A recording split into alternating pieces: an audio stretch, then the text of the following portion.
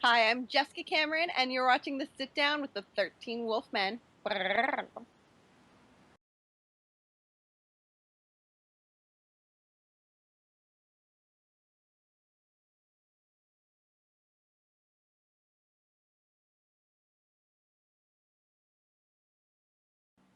Hey everybody, you know who I am? I'm the 13th Wolfman. I've had her on sit down. I've talked to her in person at Crypticon, and now she's back again. Jessica, welcome back to Sit Down. Hi, thank you guys so very much for having me. It's an honor to be here.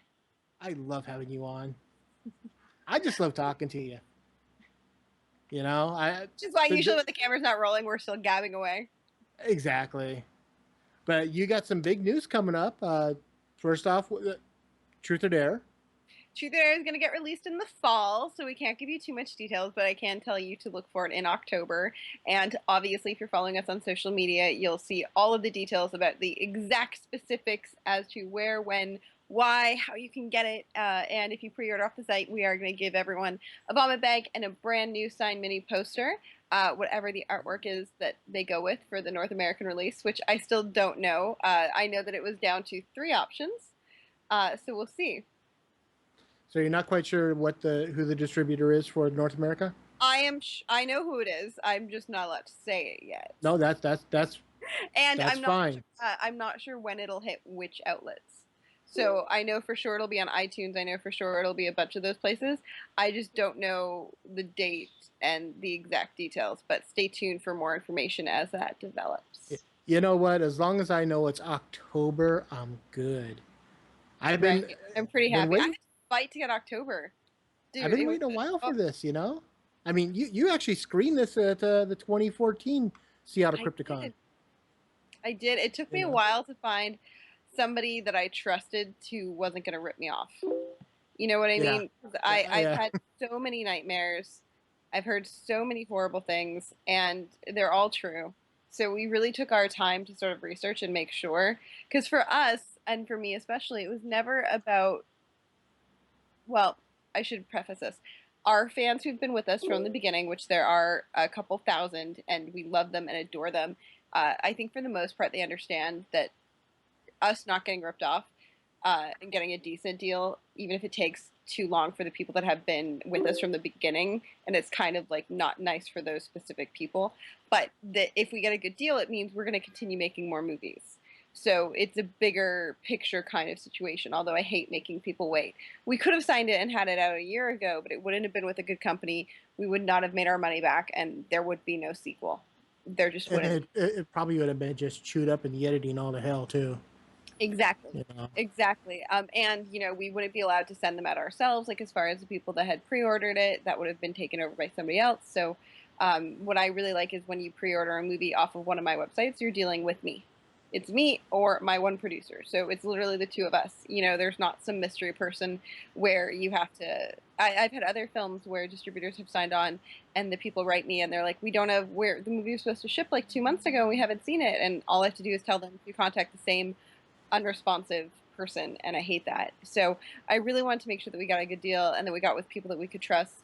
Because again, if we don't make money, we don't get to do this anymore. It yeah, is no, fun and it it, is a passion, but it has to be something that's at the end of the day, if we don't make enough to survive, because it's like a 18-hour a day thing, then we're in trouble. well, we covered it before in the first time you were on. Is that the word business is always attached to movie business. There's a business Yep. side to it, and it needs to work right. You know, Oh, absolutely. It's just crucial. And it took us a while. Like I said, we went through a lot, and it's funny because I'm a big fan of checking references.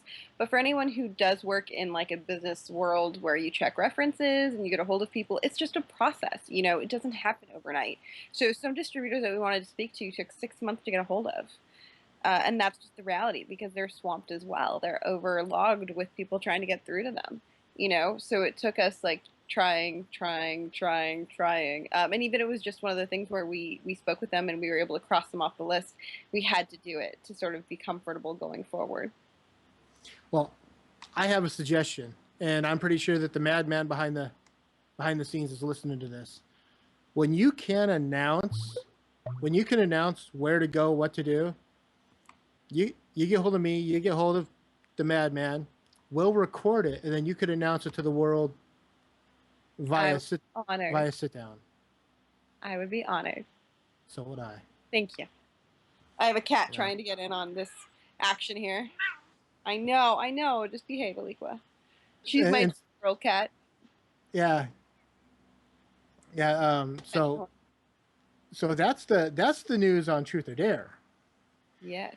There was something tweeted out about a week or two ago about another movie of yours that I've been waiting to see. So Mania was just announced as a selection of RIP Film Festival in LA, which means we get to screen on Halloween, which is pretty awesome. So if Right you're on. in Los Angeles, California, come on out. It's our very first festival that's signed on so far. We're actually still finishing it in post-production.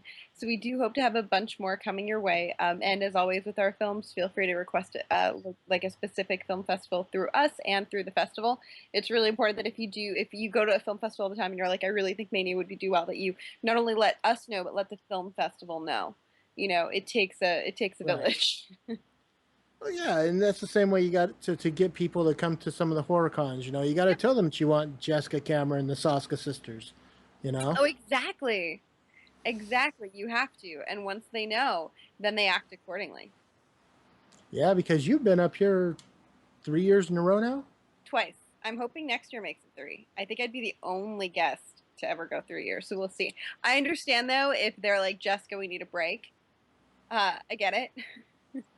Well, I But I'm don't. hoping not because I'm really hoping that they screen Mania, Desolation, and Kill the PA next year. So, Yeah, looking forward to seeing Kill the PA. right? It's fucking crazy. Well, you and I talk about this stuff all the time, so unlike the people that get to watch this, I have a little bit of an insight on what goes on because you actually showed me footage from Mania at I Crypticon, did. Mm-hmm. and that And it footage was, was great. we had fun. Yeah, it was, I was like, it's secret, but I'm really happy about it. And we were drinking. So I was like, everybody, just you, just you. But it's fun. And Kill the PA is going to be, I think, honestly, the first honest documentation of indie filmmaking, like true indie. I'm not talking like a $5 million studio picture or whatever. I'm Right. talking like an authentic, like zero budget independent filmmaking, a truthful look. So the good, the bad, the ugly, the unresponsive. And if you've watched the interview with her, she talks about the bad and the ugly with that RV. Oh God, yeah. Well, and like it's just the truth. That's the one thing I'm a little bit nervous about because we did damage the RV and then we put it back together. I know, and they only caught us for the exterior damage. Yeah. It's fine. I mean, it was legitimately fixed. No, it I mean, was. it It was just just it was like just barely fixed. It was like fixed like 2 hours before as we're driving, and I'm hammering nails in to fix the bench. Being it's like like, one of the, it's like one of the things that always gets commented on whenever anyone watches that video. Is the RV story. right. So many stories, so much fun though. And again, it's about finding new ways to make really good independent films that are not just what's it called? That are not just well, I mean, I not to Low knock budget the Truth or Dare mainstream. format, but that are not just like one room, six actors. Yeah. It worked really well for Truth or Dare, but I see too often filmmakers forcing their stories into that box because they can't afford elsewhere. And I'm like, there's other ways to do it. In Truth or Dare, it wasn't a money restraint. It was just that was the story. The story Well, needed to for them to play the game properly. But that being said, if it's not an element of the story, then there's other ways for you to get great locations without spending a ridiculous amount of money. And that was kind of like part of what drew me to doing the films Mania and Desolation, Kill the PA, the way that we did, which is traveling across country with the filmmakers, 10 filmmakers in an RV, because we needed to find new ways to tell original stories. and well, I mean, you said that in Alabama, shooting a bathroom would have been like I'm trying to remember how you said it, but it would be it'd be an editor's nightmare. Yep. Oh my god, it's hard. Like I said, it's hard. It's a sound guy's nightmare. It's a bunch of people's nightmare. Well, you were saying there was a lot of product placement in the bathrooms, just in the bathrooms in Alabama. Oh yeah, well you can't shoot in them because there's just too much. And Yeah, technically, yeah. how legalities work is you can show stuff in real life so long as you're not like focusing on it kind of deal. So if you're doing a drive by a gas station and you see the gas station, a lot of people are confused about this, but the actual legalities in America say that so long as it's just in passing, it's fair use. So Right. like if you can drive past a gas station, you can see it in the window, but you can't like then zoom in on it and make it a focal point because that would be something you'd have to pay for. However, where it kind of gets tricky is it's fair use under normal guidelines. Well, when you have a killer or a crazy lesbian killer or anybody else, well, that's no longer a normal situation, because your character is not a normal person. So it gets tricky. So we wanted to avoid as much of that as humanly possible, which meant we couldn't shoot in Alabama restrooms because there was just they didn't have a normal rest stop like most places in America do. All their rest stops were like off the highway, but they were like packed convenience stores with like a bathroom that was small. It was tricky. So you want to introduce the trailer for Truth or Dare so we could show the people just what Oh, they're yeah. Let's get them this chomping is at the bit a my little. I know, right? This Yeah. is my wonderful, lovely trailer for my directorial debut, the torturous, fantastically gory Truth or Dare. Enjoy.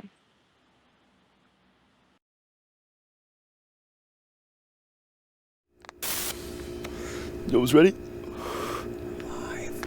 We're alive. Who's alive? No, we're alive. Lucky to be alive. After that, it's crazy. The Truth or Daredevil's record-breaking video has hit tonight, and the gore effects are quite exquisite. Of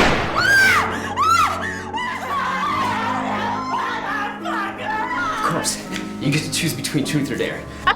One, Whoa, wait, are you firing on 3 or right after? two.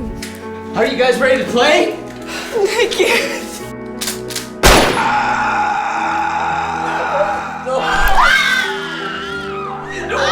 Oh, what is that? What's a shotgun?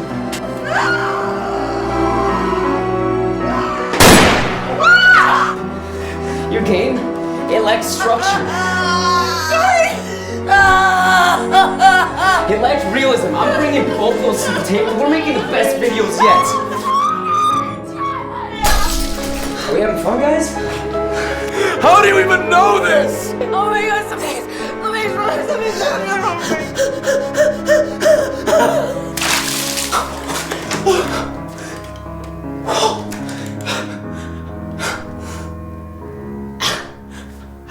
I didn't think that would work.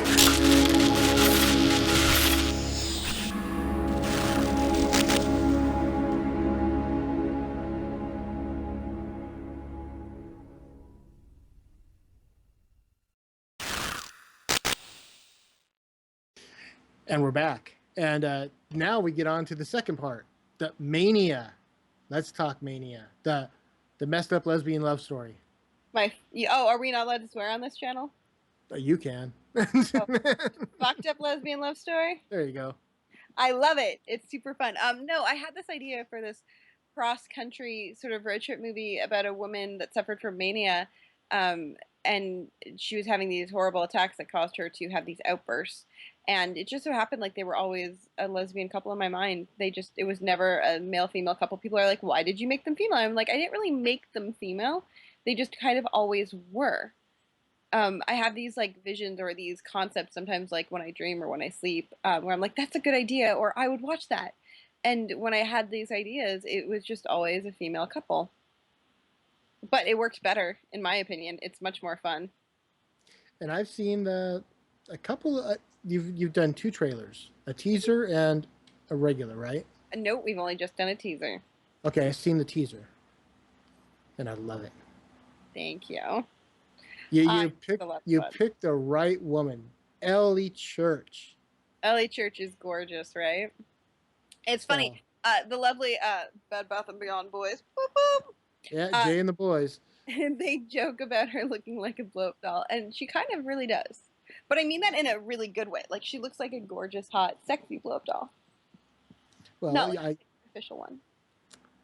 I'm seeing a marketing idea for the movie. Can you imagine poor Ellie? I wouldn't do that to her. Well, I mean, I would offer it. If she wants it, I'll help make it happen and give her, the profits. But I feel like her husband might not approve.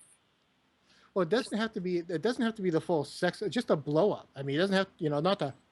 Well, I mean, yeah, but then the point would be. So people can take home a little piece of Ellie, I guess. I don't know. Noted. Noted. I don't know. So when does Mania come out? Mania hopefully will be released next year. We're going to do festival runs hopefully for a year, but the goal is, now that we have a bunch of people that I know and love, distributor-wise, the goal is to put them through quicker. So we're going to start festivals in October, and then from there, we're going to do them for hopefully a year, but the goal would be to have it immediately coming out upon the finishing of the festival run. So we're hoping for, in a perfect world, I would love it to be October 2016. And I think that's what I'm looking at. So a year after Truth, basically roughly a year after Truth or Dare. Yeah, my goal is to try to keep them coming, like at least a year or less apart. Now that we have a bunch and we've got sort of a system, the fans have been so gracious in their kind understanding and patience, but it's really been a lot of a learning curve to sort of figure out, like, okay, how do these compartments work, and how does this marketing, and how do we do this, and who cares about this, and okay, we can do North American before we do foreign, and then we can do foreign, both film festivals and then sales after North American, but you can't do it the opposite. So if you do it the opposite way for sales, they're going to cost you money, because nobody wants it in America after it's been pirated, versus if you release it in America and it gets pirated, then they don't care in, Germany and Ireland. So it's been a learning process, but I think we have it pretty down tight. So go forward, it's just going to be sort of like another cog in the machine. So I'm pretty sure that people have asked you this 1,000 times, but how did you get hooked up with Ellie? You know what? I'd been a fan of hers for a while. I saw Time to Kill, and you can buy it on their website, mostly Harmless Pictures. And I thought it was a really interesting take on a guerrilla filmmaking, and a really genuinely impassioned film. It's not technically the best film, and it can't possibly be, because it was his first time making a movie. So the fact that he got it finished and it's as great as it is unbelievable. But that being said, it had a lot of heart, and you could tell that it was made with people that just genuinely loved not only making movies, but the genre. And then I looked into it, and I found out that that's exactly what it was, that Ellie and Brian, and a bunch of filmmakers that they associate with, are just like these hardcore, diehard fans of cinema. And I was like, how amazing. This is fantastic. And Brian literally was like, oh, I'm going to make, Brian and Ellie had been working on other people's stuff for a couple of years. And I think there had been a couple films that like were supposed to happen and then didn't, or started film and then didn't get finished. And Brian and Ellie were like, screw this, we're going to do it ourselves, which I totally relate to. And I think it's completely admirable. And with no training, no nothing, they set it with a great story to tell and a camera, no money, no equipment, and a bunch of friends, and then finish this really strong independent film. And I was like, that's really amazing and exceptional. So they were definitely on my radar. And then Ellie's name popped up from the fans when we asked who they'd like to see in the roles. And I was like, she would be great. And then of everybody that we auditioned for all of the movies that I've ever done, Ellie is the only actress to date who has ever nailed an audition, hands down. Perfect. Perfect read, perfect delivery. She was simply flawless. She was everything about her character. She was wonderful at. I was so madly impressed she had the role automatically. And in fact, I can't imagine anybody else in her role, because she was just so perfect. But I also really respect her passion and dedication. She is one of the hardest working people that I know. She studies her lines and memorizes them weeks in advance and really fine-tunes the character. And you can talk to her on that level and just sort of find out exactly, where she is and what she thinks the character would be going through. And it's such a treat as a director to work with somebody who loves that. Wow. Yeah. The only other person I think I could see in her role is you. I will, thank you. I really, honestly, I could never. Ellie was great. She was perfect. But I might make an appearance in the sequel, which I'm hoping Ellie will take on as well. And I only say that because this is one of those movies where you had a lot of hats involved. Yeah. So you would know this character inside and out, I did, and I loved her, and I still do. And I love her character arc so much. I think it's really great, and hopefully fans love it enough so that we get a sequel. Because in the sequel, Ellie gets to do some really great stretching of the actor's muscles. Her character does a complete 180, and I don't kind of. give too much credit. I'm not going to give too much away. It completes the character arc. Um, so it's kind of really really wonderful, and the sequel is going to be a lot of fun, and also it's when you see it, like here's what I love. Mania is kind of fucking crazy compared to most films. Like, a lot of shit goes down. It's fun, it's sexy, and then just like with Truth or Dare, where everyone is like, oh my god, that's fucking insane, the sequels are like the original times a billion on crack with a bottle of scotch. Oh my God. That's kind of that's kind of what I love. Is just when you think I can't top it, we like blow it out of the water. So it's every ex-girlfriend I've ever had.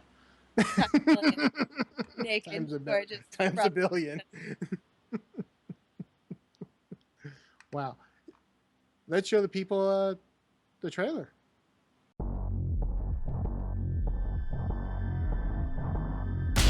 So how long have you two been together? 3 years. We have to get out of this house now. Don't do this! Brooke, you okay?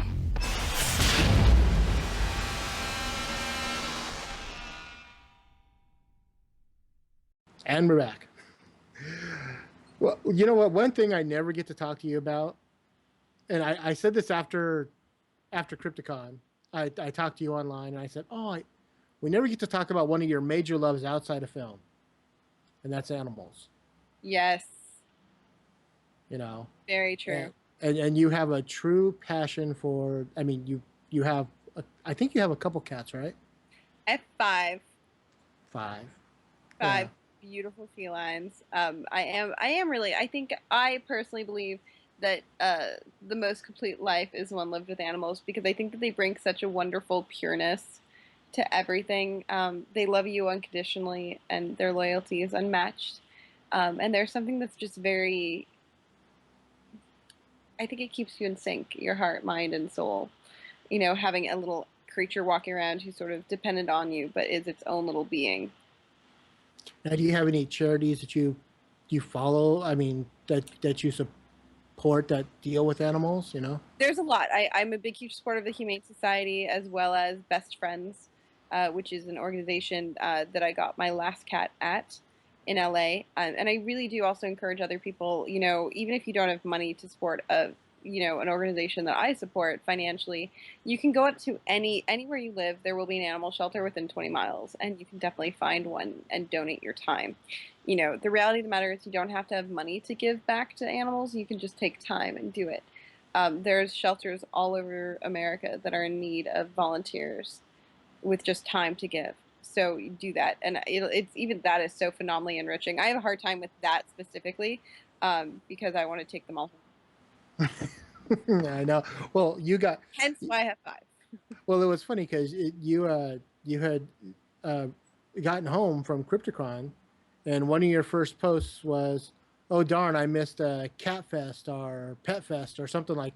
You missed a Cat Film Festival. Oh, the Cat Con. Oh my God, I'm still the Cat Con. excited about that. Oh yeah. I forgot. I don't know how I, of all people, could forget. It's horrible. It's like the president forgetting July 4th. I don't know. But that being said, I did forget it, which is unfortunate, but probably for the best, because I don't need a sixth feline. Although I would like one. And one more question before I let you go. I posted on Reddit. I asked them if you have any questions for Jessica, throw them up here. I'll ask them.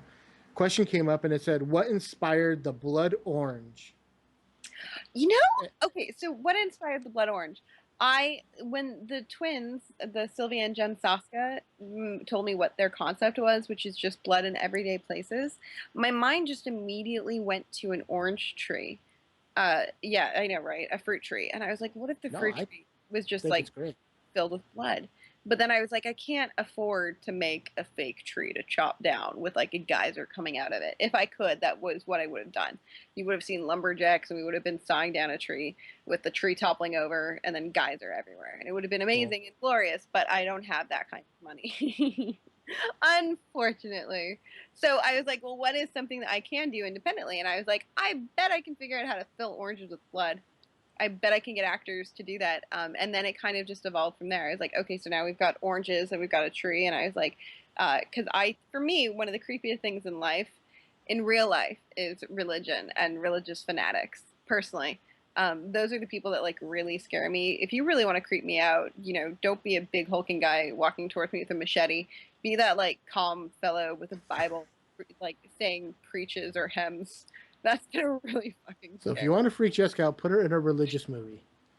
Right. With spiders. So I was like, let's do that. And then when I looked at all my wonderful actors, I realized I only have one male and all these women. And I was supposed to have another male, Brandon Van Vliet, flaked last minute.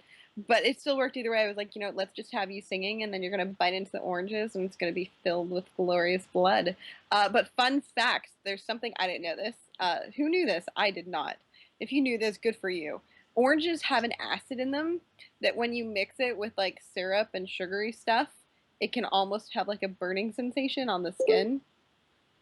Yeah, so we were like, they were really like eating the oranges. Because in theory, they're edible, right? Because like blood is made of corn syrup, chocolate sauce, food coloring, and for whatever reason, all of the actors when they were eating it, they were like, "Oh my god, it's burning! It's burning!" I'm like, "Just shut up, keep rolling. It's fine. You're fine. I don't see anything burning. It whatever it is organic. It can't cause you too much damage." So, and just so we get it out, this was something that you filmed for the Women of Horror Month. Yeah, it was for the Women in Horror Month blood drive, which again I'm also a supporter for. And I love blood donation for so many reasons. Not just because it saves so many lives, but it's also the one thing that everybody in the world can do to some level. If you have, obviously, there's a physical requirement. You have to be able to give blood. But that being said, it takes virtually no time. It's free, so there's no excuses if you're able to donate. I'm 100% behind. I watch the ads for this every year. Ever since the Saskas, I found out the Saskas are doing it. I've been watching the ads for it every year. So I'm 100% behind this blood. I think it's a great thing. Thank you. I think so too. And like I said, I don't have a lot of time in my day, so it's really hard for me to volunteer at charities because I don't have time. And as an actor, I meet a lot of other actors who don't have time, and they also don't have money because working gig to gig is hard. And blood donation is one of the things that you don't have to have time or money. It takes 15 minutes, and you can save a bunch of lives. Well, of course. I mean, you work, 27 out of the 24 hours of the day? I try to stop it at 23. Jess, I want to thank you for coming on again. This is such I have a great time talking to you. Oh, thank you for having me. It's my pleasure. I'd have you anytime. I will hold you to that. I love to embarrass myself. If you want to hold me to that, that's fine too. So where can people find you? Oh, well, I'm all over social media, as most people know. But if you don't, then you can find me on Twitter at JessicaCameron_ or all over Facebook. Follow me, follow my movies. I love it when people interact on social media. I think that it is the way of the future. So come bug me and play in my little horrible world. If you're on Twitter, you'll see a lot more cat stuff than you will on Facebook. Just because that's what Twitter likes. And because I'm a cat lover, so join me. It's fun. And you also have Small Town Girl Productions. Oh, yes, I own Small Town Girl Productions, so there's social media on that as well. And then if you're feeling really crazy, you can follow my Vine, which is I Vine not for work or professional at all. I'm just a crazy Vine fan, so I Vine the most ridiculous things. Usually my friends singing karaoke badly, or... Would this be Mrs. Dorf? Yeah. Well, I do all my friends, but Drunk Dorf is a favorite of everyone's because we love that. Heather Dorf, who's a good friend of mine and was in Truth or Dare, I like to get her drunk and then have her sing karaoke and then make lots of videos. And then she forgets about the videos until the following day when she wakes up hungover. Like the one of you two bouncing up and down on the subway Oh, that she was completely sober for. That's her own fault. That is not me at all. That was Damon Reichert. Yeah. And we were just having fun and whatever. We were in London. She can't bitch about that. But the drunken ones where I catch her like singing badly and she forgets about them and then she remembers them when she's sober. Hilarious. So That sounds like fun. I'm going to have to look those up. Thank you again for coming on, for being such a gracious person. my pleasure. I hope you guys have a great night. I will. That's Jessica Cameron. I'm the 13th Wolfman. We're going to go mix it up and be on the prowl.